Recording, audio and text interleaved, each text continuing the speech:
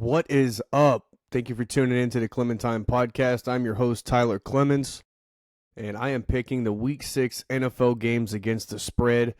As if you just watched the Thursday night game and then you watched the 9:30 kickoff in London, you already know the outcome of two games. So, with that being said, the New York Giants went in to New York playing Philadelphia division game, and there was a -7.5 spread on this game. Philadelphia was just expected to lay the whooping on the Giants, and that did not happen. Jackson Dart, Cam Scatterboo, they had a game plan that the Eagles could not stop. And this Eagles offense is starting to look a little flawed. Really, really flawed. Can't get the running game going. The passing game doesn't get going. And now the defending champs have two back-to-back losses in that game over the last 2 weeks. With that being said, Denver traveled to London, taking on the Jets. Jets are the home team in this.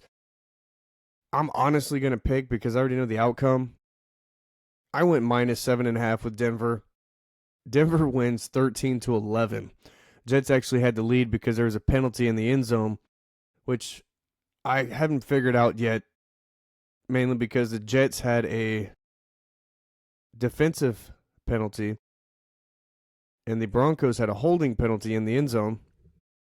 Somehow they didn't offset, or maybe I misheard them, but the Jets ended up getting 2 points on the safety because of that, which I'm still trying to figure out why that just didn't cancel out. I'll look more into that, and when I do the review, I'll give you a solid answer to why the outcome was what it was. But going on to the Los Angeles Rams at Baltimore. Baltimore's reeling. They got absolutely manhandled last week by the Texans. I'm not expecting much different. Rams are coming in -7.5. Stafford is on a heater right now. Puka Nacua, Devontae Adams, Tutu Atwell. They've got a lot of weapons out there. Stafford has no problem dealing the ball to whoever he needs to. And until Lamar Jackson comes back and they get this running game going, I don't see Baltimore being much of a threat in the AFC. They have a bad record right now. Harbaugh expects to probably turn things around. I don't know how that's going to happen. The secondary is absolutely terrible. C.J. Stroud, who's been up and down all year, I feel like he's been in a sophomore slump for 2 years now. And he looked great. He had 4 touchdowns against Baltimore. So got to figure out what Baltimore is doing wrong, fix that, and just come up with a game plan that gives you an identity. You have Derrick Henry back there, so you've got to start running the ball. But you just can't be one-dimensional. When you get to the passing game, Cooper Rush is back there. He is a veteran backup. He can run the offense. Now, I don't know if he fits the offensive scheme. I highly doubt it. Nobody runs the offense that Lamar Jackson runs unless you get a quarterback that's just as mobile as Lamar Jackson. Baltimore, I don't think they have a chance in this one. I'm going to go Rams -7.5. Moving on to the Dallas Cowboys traveling to Carolina. Rico Dowdle it's not a revenge game because he had the opportunity last year. He could have came back this year and been the 2 back, or probably even the 1 back. But Javonte Williams, it's his job, and he has seriously outperformed Rico Dowdle in all categories, pass catching, running. He's the real deal for Dallas. And you're going to get to see Rico Dowdle on the other side for Carolina, mainly because Chuba Hubbard's out, and Rico Dowdle just absolutely gashed my Miami Dolphins last week. 200 yards rushing. 200 yards rushing. I don't think the Carolina Panthers are going to do that today against the Dallas Cowboys. I expect Dallas to really tighten up that run game defense and make that 5'10 quarterback, Bryce Young, beat you with his arm. I wonder if Carolina thinks that they may have some type of advantage throwing the ball. We know the Dallas Cowboys defenders, as in Trayvon Diggs and Deron Bland, we understand that they're not who they were a couple years ago. Trayvon Diggs hasn't gotten back to that 10-interception season, and Deron Bland is dealing with a foot injury. He's playing through it, but he's dealing with a foot injury that I think is affecting him more than people want to admit, and people are targeting him at times. So is Diggs. Diggs a man-to-man corner. He takes chances. That's how you get your turnovers as a good man-to-man corner. You're going to try to jump routes. You're going to jam press coverage, and you might get beat bad. It's going to happen. It's okay, though. But you have to stay consistent as a man-to-man corner on being aggressive and not being aggressive. -3.5 Dallas Cowboys, I'm going to take them in Carolina. We're going to go ahead and move on to the Arizona Cardinals at the Indianapolis Colts. Colts are a -5.5 favorite at home. And I'm going to take that because Arizona absolutely just wet the bed against the Tennessee Titans. You had the game in your hands. You had it in your hands against a winless Titans team. And you did everything that you could to hand them the game. And that's exactly what happened. And Indianapolis is a really good team. Their defense is flying around. Lou Anarumo has just lit that defense on fire. And it is spreading. I just don't know what Arizona is at all. At all. I don't think Kyler Murray's the guy. He hasn't been the guy for a few years, and everybody's just under the impression that eventually he's going to get it. I don't think that he's cut out to be an NFL starting quarterback. Until he can consistently show every single week something that he's good at and not sitting back there running around holding the ball, having to throw it away last minute. No, he needs to start having some pre-snap reads that makes him understand where he's going with the ball, and he's not having to think about it. That's the biggest thing that Kyler Murray needs to get better at. And until that happens, he's not going to be an effective quarterback, in my opinion. I'm going to take the Indianapolis Colts -5.5. Jonathan Taylor is a dog on this team, and he's one of the top backs in this league. So I expect the Colts to control this game, run the clock, and really just manhandle Arizona Cardinals. We're going to move on to Seattle Seahawks at the Jacksonville Jaguars. Holy cow. Jacksonville has really turned things up this season. Trevor Lawrence made a throw last week to Brian Thomas in crunch time, to the point I was thinking as he threw that ball, why are you throwing this ball into double coverage when you need a first down? Couldn't you just throw the needed yards to get the first down? Nah. Trevor Lawrence throws a dart to Brian Thomas. They go down and they beat the Kansas City Chiefs. They had a 99-yard interception return that Patrick Mahomes tried to fit it in a window, and they anticipated him trying to do that. And just a great turnover for the Jacksonville Jaguars. They go in and they beat the Chiefs. And I think that they're going to be in a really tight game with the Seahawks. So I picked the Seahawks +1.5 on this. Not saying that Jacksonville won't win, or I don't think that they can.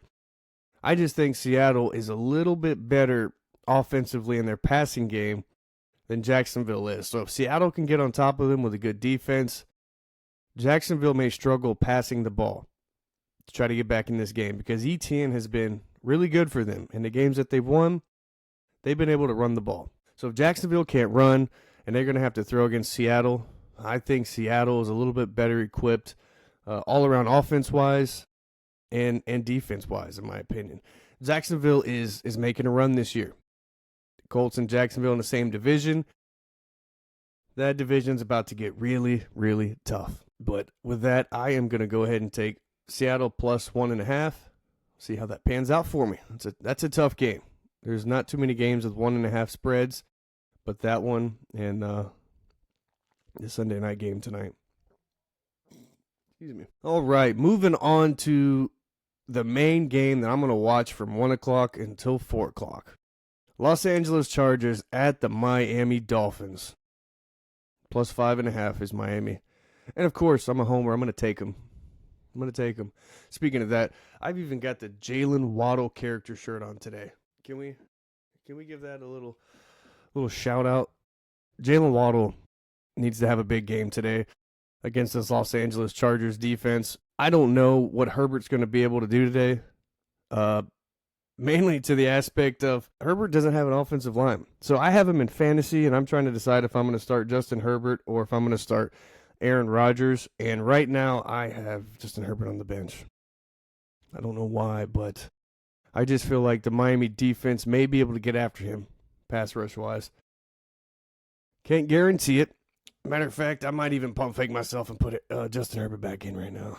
I really don't know. I just don't see him exactly ripping apart the Miami Dolphins defense. I think that's the biggest thing that's making me question myself. But then again, we could just absolutely get after Justin Herbert today. So I'm in a huge pickle. I really cannot decide on who I want to put in there. I may go Justin Herbert again. I don't know. This is tough. This is really, really tough. But I got to make a decision like 4 minutes from now. I'm going to continue to ponder on this. But Dolphins minus 5.5 in this. And I'm only taking them because I'm a huge homer. But also, I always feel like when the Dolphins have their back against the wall and they're just expected to get pummeled like they were expected to get pummeled against the Bills, that they come out and they play their best game. They have their best offensive plays. And, hey, they may have the greatest pass rush of all time today. I don't know. But what I do know is that I am in a huge pickle right now between these two quarterbacks. I'm just not sure what to expect. Quentin Johnston's out for Justin Herbert. So we'll see. Let me just go down here, click on Justin Herbert, see what he's got going on right here, see what the summary says. Prime matchup for Justin Herbert, but offensive line limits his ceiling. QB1. He sold me. I'm going to have to put Justin Herbert in there. Dang it. Not what I wanted to do. I hope he doesn't have a good game. Even though it's my fantasy. All right, so I just blabbered for a few minutes, wasted time on that. I just think the Miami Dolphins, minus 5.5, they're not expected to win this game with that kind of spread. Their offense hasn't proved potent enough to even sniff comebacks.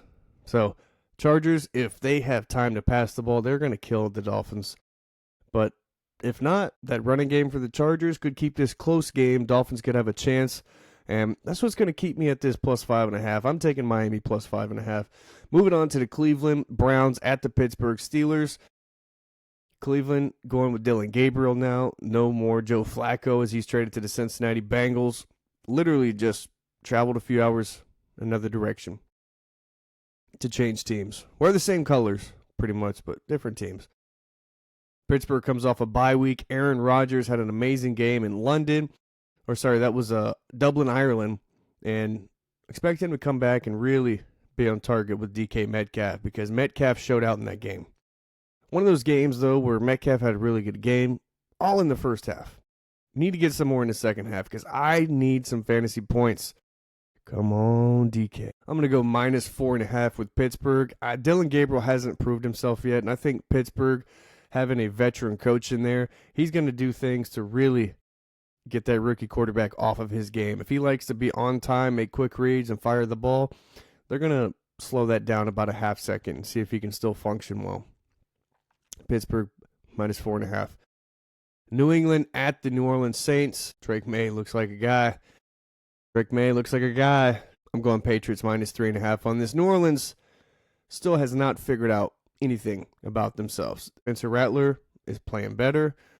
Ellen Moore has got him in a system that makes him comfortable, but they're not winning games, and that's the biggest problem for the New Orleans Saints. So New Orleans Saints start becoming a little bit more competitive, staying in games, pushing teams to the last minute, last second of a game.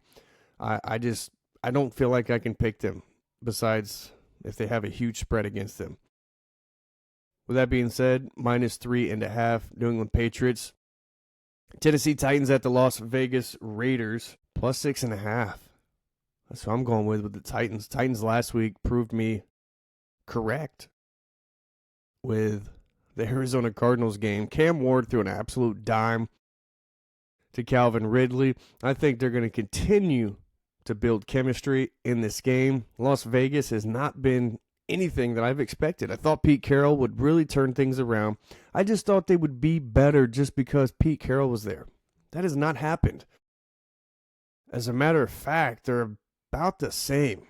I mean, maybe with a little bit more urgency for 4 quarters, but the outcomes are about the same with Pete Carroll there. So I think he's going to need this entire year to really build some chemistry. And don't be surprised if you get into week 9, week 10 of this NFL season, and you finally start seeing Las Vegas start putting some things together. But they're just in such a tough division.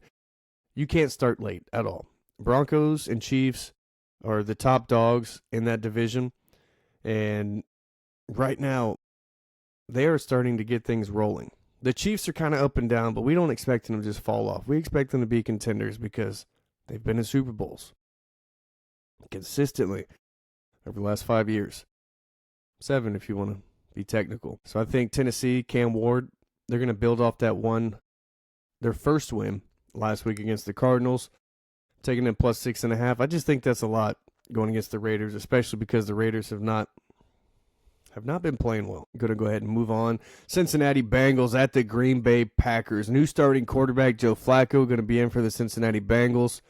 And this is a game where the spread's just way too much for me to take the favorite on this. They got to win by 15. Green Bay played the Cleveland Browns, and they were a big favorite, and they didn't win at all. So I am not going to pick the Green Bay Packers on this because, in my opinion, they were kind of a fluke. They got Micah Parsons, and they win those first 2 games. I think they actually go 3-0, and teams think that they are just the best team in the league. Then they play the Cowboys, and they tie. The disgust that players had on them for tying that game tells you everything.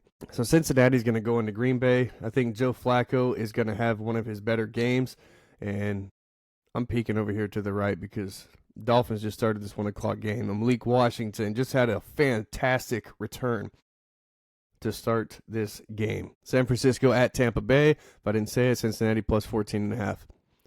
San Francisco at Tampa Bay. Mac Jones is going to get the start again. Tampa Bay has just been on fire completely. They've been winning a lot of close games. One close game they did lose was the Eagles. But Tampa Bay's got things rolling. Egbuka is their number 1 guy till Mike Evans comes back. And Chris Godwin's going to be out. So expect Egbuka to get a lot of targets in this game. San Francisco, Mac Jones had a big game on Thursday night against the Rams, him and Kendrick Bourne. They just have a really good connection, and I would expect them to try to continue this against the Tampa Bay Buccaneers. I'm just not sure if Tampa Bay is going to look to try to take Kendrick Bourne out of the game. Bracket him, double coverage, different things like that. So I'm going to go minus 2.5 Tampa Bay Buccaneers on this, and don't be surprised if it's closer than that. And I'm just sitting here. I just watched Jalen Waddle had a ball in his hands and just completely tossed it to the defender of the Chargers, and he got an interception. Wow. Maybe one day I'm going to do some live reactions so you can see how I actually feel about the Dolphins playing like dog shit. Because that is not on Tua, unfortunately. That is strictly on Jalen Waddle. Tua had time. Jalen Waddle tried to catch the ball 3 times on that. Come on, Jalen. Got your shirt on, dude. Tampa Bay minus 2.5. Detroit at Kansas City. Kansas City comes off a tough loss last Monday night. Kelsey does win me the game against my wife, so don't tell her that. I'll beat my wife by 1.2 points in fantasy. But Detroit has turned things up big time since their first week 1 loss against the Packers. They have really decided that, hey, we're the real deal. We just need to get our shit together. So Detroit at Kansas City. I went Detroit plus 1.5. I think that's one of these close games, but Detroit just has everything rolling right now. Kansas City doesn't really have a great running game, and they don't even have a number 1 back. They got 3 different guys they play back there. Kareem Hunt, Isaiah Pacheco, and Brashard Smith. Brashard Smith is more the pass-catching back, so he's not really back there getting carries. But Hunt and Pacheco are. They've not been very dynamic. I think until they get Rashid Rice back, I think that offense is just going to be missing something. And Detroit's got it all. They can run, they can pass, and their defense is flying around. So going Detroit plus 1.5 on this one. That is your Sunday night game as well. All right, last 2 games. Monday, October 13th, Buffalo Bills at the Atlanta Falcons. I'm going Bills minus 4.5 on this. Falcons have just been so up and down. Michael Penix is so inconsistent right now. You can't trust what he's going to do. His best target right now is the running back Bijan Robinson, who he's had multiple 50-plus pass catches these first 5 weeks of the season. So if Bijan Robinson is going to be the main offense, it's going to be really hard for Atlanta to get things rolling. You got to get Drake London and Kyle Pitts involved because this Buffalo team, they don't have any star receivers, but Josh Allen is going to try to make these guys better with his play. If they get the running game going against Atlanta, the Buffalo is going to be really hard to stop because now you're going to be looking for play action. And Josh Allen's hey, he's not afraid to run the ball. Josh Allen's one of the top quarterbacks in this league. So just watch out for Buffalo just putting a pummeling on Atlanta. Now, I think they're going to be very vengeful of their loss last week because the Patriots are an up-and-coming team, and Drake May just matched Josh Allen in that game. He did Josh Allen-like things in that game. I expect him to continue to grow on that, and let's see if the Buffalo Bills can cover this 4.5 spread against the Atlanta Falcons. Chicago at Washington. So I'm taking Chicago plus 4.5 on this at Washington. The only reason is because now Ben Johnson has got things rolling a little bit more with this team. And I think Caleb Williams is starting to be more consistent, and I think their defense is flying around. Chicago has a good defense, and so does Washington. So definitely a defensive battle, but that 4.5, that's a pretty big spread to me. I think Washington, maybe 2.5, minus 2.5, I'd probably go with him. But with the minus 4.5, I don't feel like that's a small enough spread for me to go Washington. Dane Daniels didn't throw any touchdowns last week. Didn't turn the ball over, though, but he just didn't wow you in the passing game. And if this is going to be a defensive battle, Jaden Daniels is a good runner, and they've got some good backs. Bill Krosky-Merritt, or Ja'Cory Krosky-Merritt, whatever you want to call him. He's a good tailback, and Chicago's got some good backs themselves. So let's see how this game plays out. We've got some really good matchups. A lot of close games for the most part. Just the 14.5 point spread is the only one that's just got me scratching my head. So there we have it, guys. This was a much quicker episode, mainly because I started it late, and it's probably going to be the shortest one that I have on record. But we have two teams on the bye, Houston Texans and the Minnesota Vikings. Other than that, we have some really good games on slate, and I'm going to continue to watch these Dolphins try to correct this run game. Let's see what we got. Everyone, thank you for listening. If you tuned in, if you watched it for 10 seconds or 10 minutes, I don't mind. I'm just glad that you know that this exists and that, I'm working on something. So I'm going to continue to put these out, and when the high school football season gets over and my Friday nights aren't consumed, I'm going to be posting the picks that I post today on Fridays. So that way, I'm not sitting here on Sundays watching a game and calling it, or games already being finished besides the Thursday night game. So I am thrilled about doing these podcasts. They're super fun. I enjoy them. I know I was a little brief on these. I just really wanted to make sure I got the picks in. And I'll probably do a longer episode on the breakdowns next time and try to give you a little more insight. I may even start doing games that I've actually watched from start to beginning or start to end after the Dolphins are on, because when they're on, that's the only team I'm watching. That's it. But if they're not on, I'm watching any other game that is on. And I'm sure there's other people like that as well. So thank you, everyone, for tuning in. Those are my Week 6 picks against the NFL spread. Tune in for the next episode. Thank you for listening, guys.